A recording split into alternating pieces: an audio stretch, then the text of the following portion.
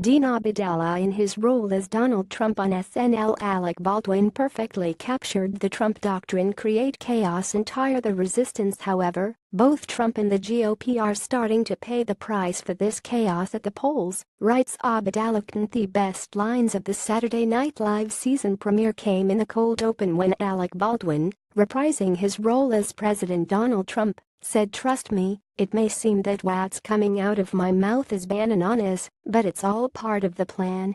Baldwin then gleefully added, "The more chaos I cause, the less people can focus. They're all getting so tired, so tired."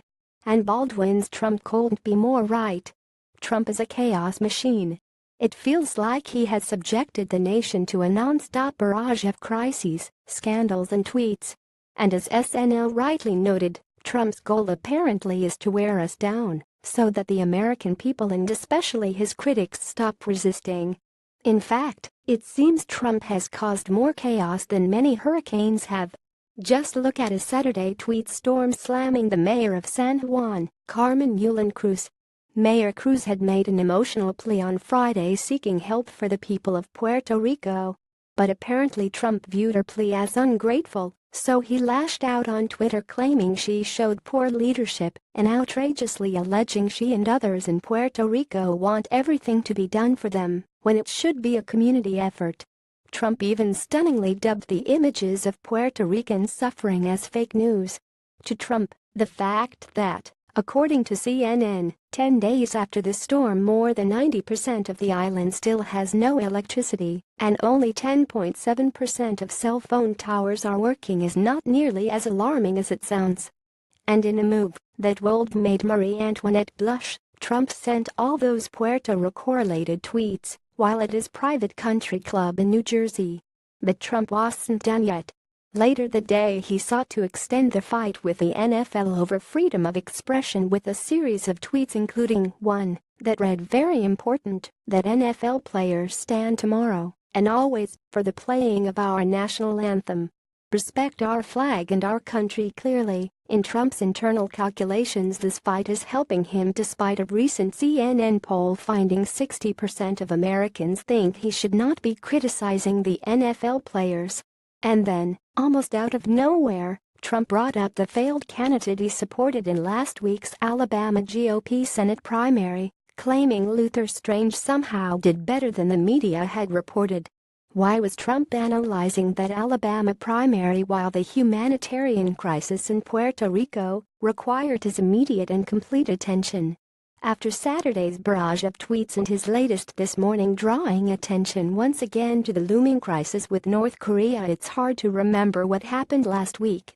And that's exactly Trump's goal. With more chaos, there is less opportunity to focus on any given policy issue or any given Trump failure.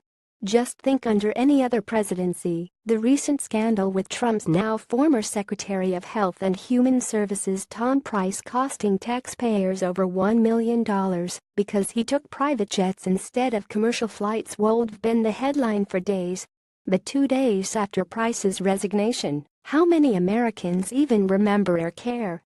Add to that, we learned last week that Jared Kushner along with 5 other Trump officials had been using private email accounts to conduct official government business. And even more alarming is that it appears Kushner did not disclose his private email account in his recent meeting with the Senate Intelligence Committee. However, those startling headlines seem but a distant memory to most.